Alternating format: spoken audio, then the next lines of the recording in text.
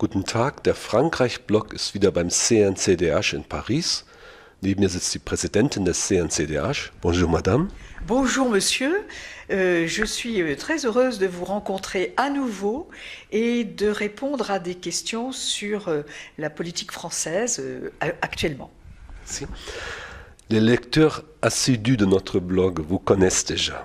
Vous êtes la présidente de la Commission nationale consultative des droits de l'homme. Qu'est-ce qui assure votre indépendance ?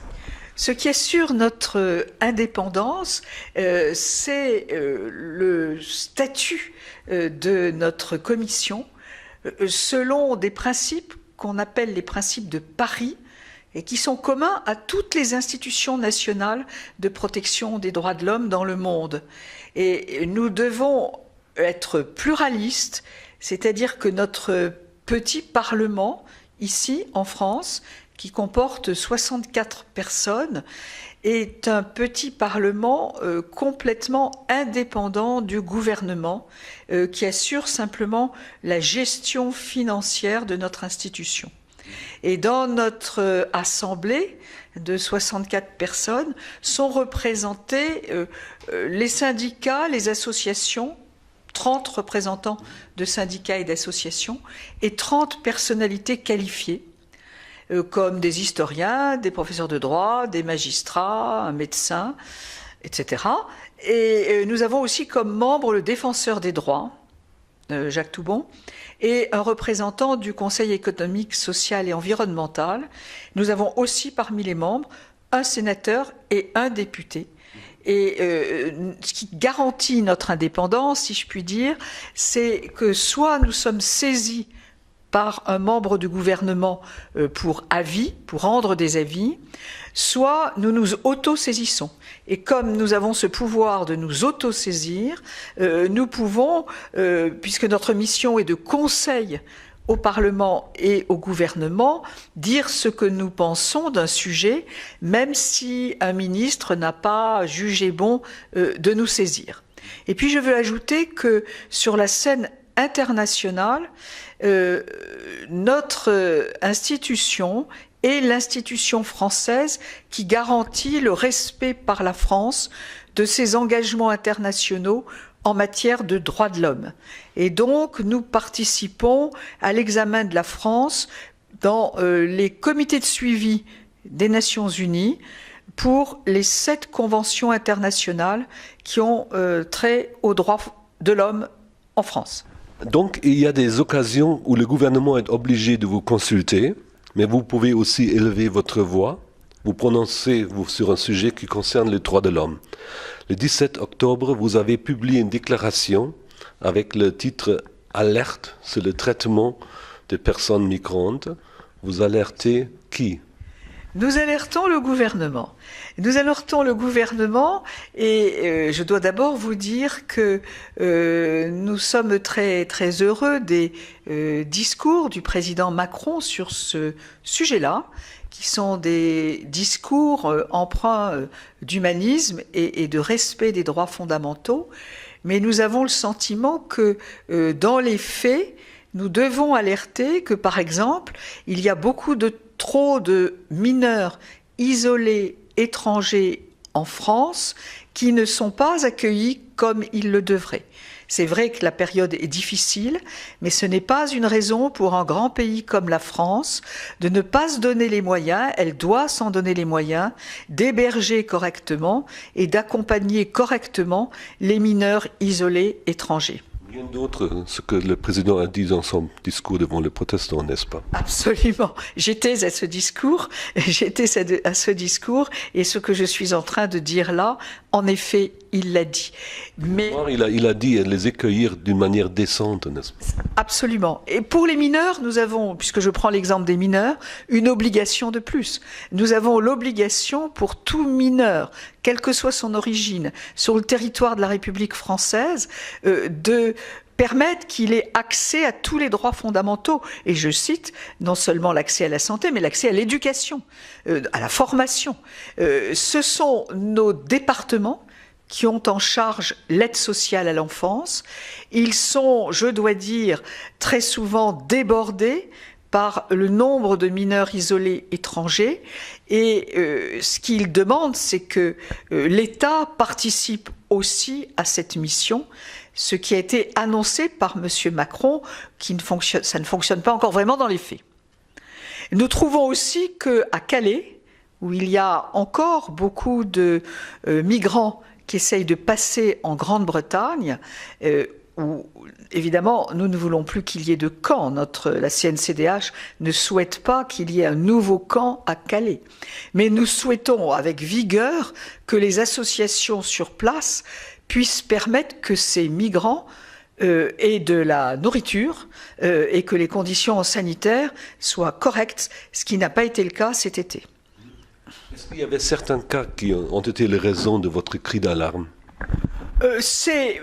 Beaucoup de cas ont été la raison de notre cri d'alarme, parce que sur les migrants isolés, jeunes, enfants, adolescents, nous pensons que c'est une réelle obligation de la France, en raison de la Convention internationale des droits de l'enfant, en raison de la Déclaration universelle des droits de l'homme, en raison des compétences conférées aux conseils départementaux. C'est absolument dans leurs compétences que de faire qu'il n'y ait pas un seul enfant qui couche dans la rue, qu'il soit français ou qu'il ne soit pas français. Et maintenant, vous demandez des améliorations. Et à qui adressez-vous-les? Nous nous adressons au département, mais nous nous adressons aussi à l'État. Je vous donne un exemple. Il y a des maires qui refusent d'inscrire dans leur école des migrants. C'est un cas pour M. Toubon? C'est un cas pour M. Toubon, absolument. Et le Code de l'éducation en France, le Code de l'éducation impose que tout enfant sur le territoire de la République puisse être inscrit dans une école. Le problème se pose aussi pour les Roms, pas seulement pour les migrants. Eh bien, l'État, le ministère de l'Éducation nationale, devrait imposer aux maires de respecter le Code de l'éducation. Je vous donne cet exemple-là. Je peux aussi donner d'autres exemples où l'accès à l'éducation des mineurs n'est pas respecté. Et puis surtout, alors c'est un peu compliqué, mais en France, à 18 ans, on est majeur, en Allemagne aussi, mais entre 18 et 21 ans, il y a ce qu'on appelle un contrat jeune majeur, qui n'est pas obligatoire pour les conseils départementaux, mais nous disons, nous, quand dans le cas des jeunes migrants, il est indispensable, ils arrivent souvent chez nous à 17 ans, d'ailleurs on conteste leur âge dans un certain nombre de cas, et il est indispensable que la prise en charge dure au-delà de leur anniversaire de 18 ans. Ce sont des jeunes qui ont subi des trajectoires douloureuses, difficiles, qui arrivent chez nous de façon très vulnérable, qui souvent sont victimes de traite des êtres humains, il faut le savoir, contraints à la délinquance ou contraints à la prostitution. Et donc nous estimons que ce contrat jeune majeur, qui est quelque chose de très positif dans la législation française, devrait être automatique pour les mineurs isolés étrangers, pour favoriser leur intégration dans la société française.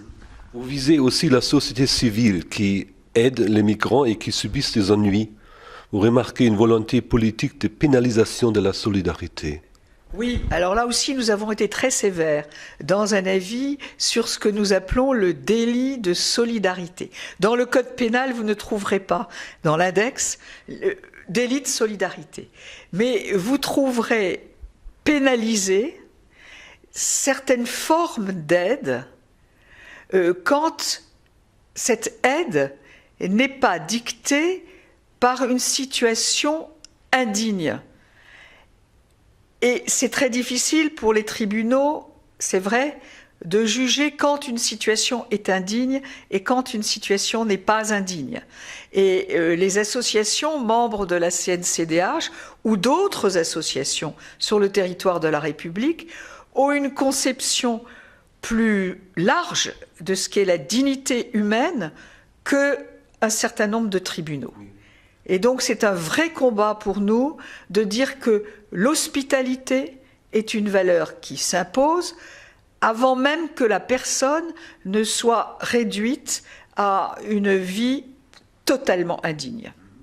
Je reviens encore une fois à cette alerte. Votre alerte est inspirée par le souci que la relation entre le discours politique, je dirais de bonne volonté, de la manière comment le grand public perçoit la situation se dégrade, et ce qui se traduirait par une montée du populiste. Pourrait-on dire que la pédagogie politique est encore insuffisante sur ce point-là? Je suis complètement d'accord avec vous. Et je ne cesse de dire dans de nombreuses interventions que sans pédagogie, effectivement, on réveille des instincts populistes. Mais que, par exemple, le gouvernement en place aujourd'hui est fondé sur des discours très forts du président de la République, a l'assise suffisante pour ne surtout pas faire du populisme et faire une vraie pédagogie. Et nous pensons que sur ce point-là, on peut mieux faire. Dans votre texte, on lit que le CNCDH appelle le pouvoir public à prendre dans l'immédiat toutes les mesures nécessaires. Est-ce qu'on donne suite à votre appel? Nous pensons ne pas être suffisamment écoutés.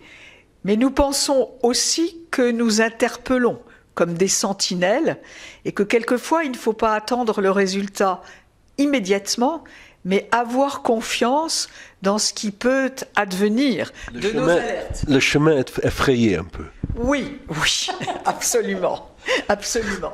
Ensuite, le 22 novembre, vous avez publié une note d'actualité de la présidente concernant le maintien de l'ordre et du respect des libertés, 16 pages.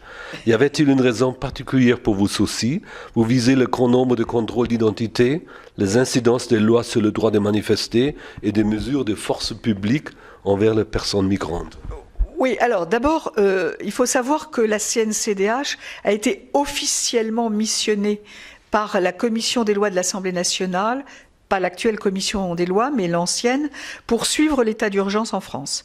Et nous avons rendu 7 avis sur l'état d'urgence, et nous avons rendu ensuite un avis sur la loi du 30 octobre 2017, qui introduit dans le droit commun, dans le droit pénal commun, certaines dispositions d'état d'urgence, dont une disposition sur les contrôles d'identité des personnes migrantes qui nous semble extrêmement dangereuse.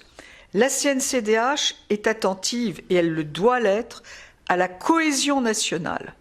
Et nous pensons que dans notre pays, souvent des contrôles d'identité, dans les quartiers les plus déshérités, dans nos banlieues, sont des contrôles d'identité discriminatoires, excessifs, beaucoup trop nombreux, et qu'ils créent de la haine envers la République de la part d'un certain nombre de jeunes.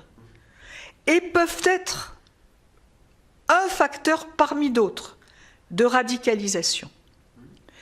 Et nous sommes donc très sévères sur les contrôles d'identité discriminatoires. Nous voudrions qu'il y ait une vraie traçabilité des contrôles d'identité, et quand ils sont sur réquisition du procureur de la République, que le procureur de la République demande en retour ce que les policiers ont fait. Or, ça n'existe pas vraiment. Et dans ce texte tout récent, du 30 octobre, ce sont des contrôles d'identité de police administrative qui seront forcément au faciès, puisqu'il s'agit de contrôler l'identité de personnes dont on soupçonne qu'elles ne sont pas en situation régulière. Et donc, comment est-ce qu'on va deviner que cette personne-là est peut-être en situation irrégulière plutôt qu'une autre personne Et donc, les contrôles au faciès ne peuvent que se développer. Vous rappelez le cadre juridique, vous ne souhaitez pas de critiques systématiques des forces de l'ordre, vous saluez le courage Or, le CNCDH dénonce une tendance politique qui accroît les prérogatives des forces publiques. Tout cela est dans votre conclusion, n'est-ce pas? Oui, nous avons toujours dit, et heureusement, que notre institution a le plus grand respect pour les forces de l'ordre. Le problème n'est pas une question de respect pour les forces de l'ordre, le problème est une question de garantie de cet acte qu'est le contrôle d'identité, qui est un premier acte de police et qui peut avoir des effets néfastes sur le regard porté par celui dont on contrôle l'identité sur l'état dans lequel il vit. Je voudrais encore citer un troisième texte. Il s'agit de la déclaration de la CNCDH qui s'appelle « Déclaration à l'occasion de la journée mondiale du refus de la misère ». Oui. Le 17 octobre 2017. Oui, absolument. Et pour répondre à l'appel du 17 octobre, pour éliminer la pauvreté, un chemin vers des sociétés pacifiques et inclusives. Vous citez la phrase extraite du texte de Joseph Resenski, gravée sur la dalle de Trocadéro, dévoilée le 17 octobre 1987, sur le pavé des libertés et des droits de l'homme du Trocadéro à Paris.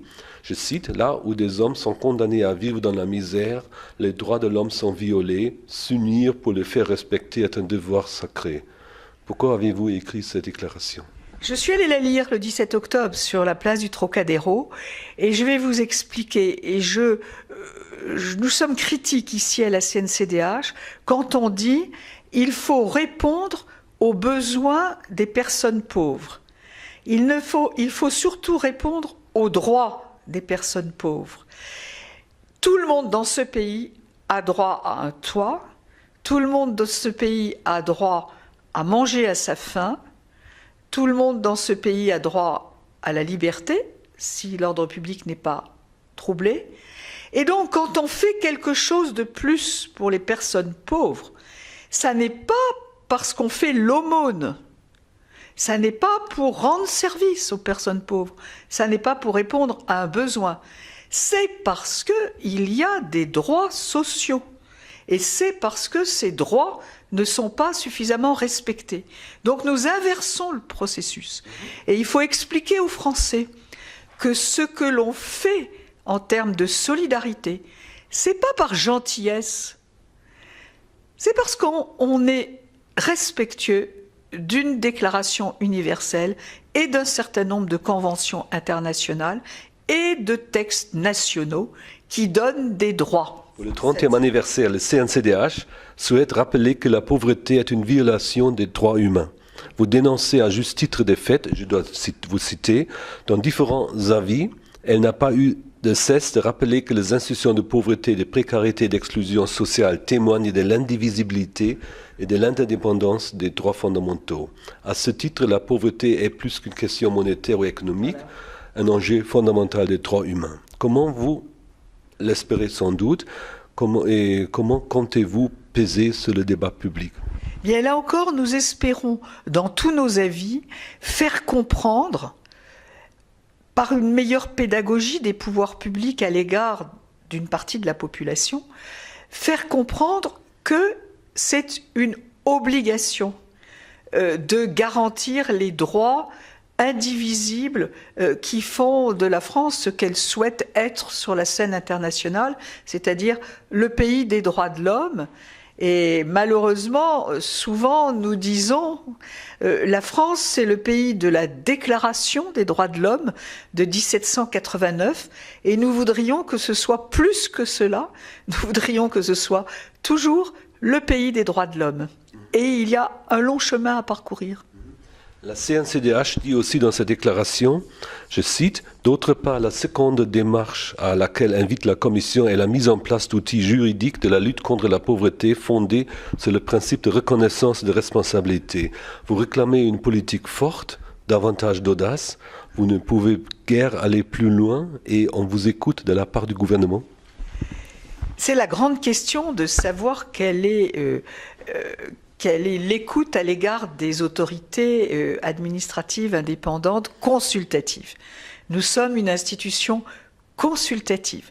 Donc, nous ne pouvons que parler haut et fort. Et nous n'avons jamais de certitude d'être entendus. Vous levez un peu le doigt. C'est ça, fortement. Fortement. Et nous le levons avec d'autres. Par exemple, le défenseur des droits dit rigoureusement les mêmes choses que nous sur tous les sujets. Sur tous les sujets. Et nous pensons que c'est bien qu'en France, il y ait plusieurs institutions qui disent les mêmes choses. Et c'est un concert de revendications pour les droits fondamentaux. Mais c'est vrai que nous ne sommes que consultatifs. Donc, il nous arrive bien sûr d'être entendus, mais nous ne sommes pas entendus systématiquement. C'est un effort de moraliser un peu la vie politique? C'est pas seulement de la moralisation, c'est de persuasion sur ce qu'il y a d'universel dans les droits fondamentaux. La CNCDH n'est jamais relativiste. Ne dira jamais la situation économique ne permet pas ou c'est compliqué au plan mondial, il vaut mieux ne pas critiquer telle ou telle chose. Nous sommes ce qu'on appelle droit dans nos bottes sur les droits fondamentaux. Et effectivement, c'est au pouvoir politique de faire le mieux possible, mais en entendant le discours rigoureux sur le respect des droits. Merci bien, Madame la Présidente. Merci, je vous remercie de vos réponses. Je ne sais pas. Mais alors en français, ça va être... j'espère que vos auditeurs... J'ai parlé vite, je suis inquiète pour vos auditeurs. Est-ce qu'ils vont me comprendre? Pour nos élèves, ce sera aussi une tâche de résumer vos propos. Pour les élèves, c'est un très bon exercice. Et pas seulement un exercice, mais ils apprennent aussi, ils se rappellent aussi un peu la valeur des droits de l'homme. Oui, et nous avons le souci, je vais ajouter cela, aussi de l'éducation aux droits de l'homme. Et pour cette raison-là, je trouve remarquable votre blog, et je le trouve remarquable et je trouve formidable cette occasion pour les élèves en français de pouvoir développer leur français. Je promets la prochaine fois de parler plus lentement. C'est-à-dire, je pourrais revenir? Oui, absolument. Merci bien, J'aime beaucoup discuter avec vous. Merci bien, Madame la Présidente.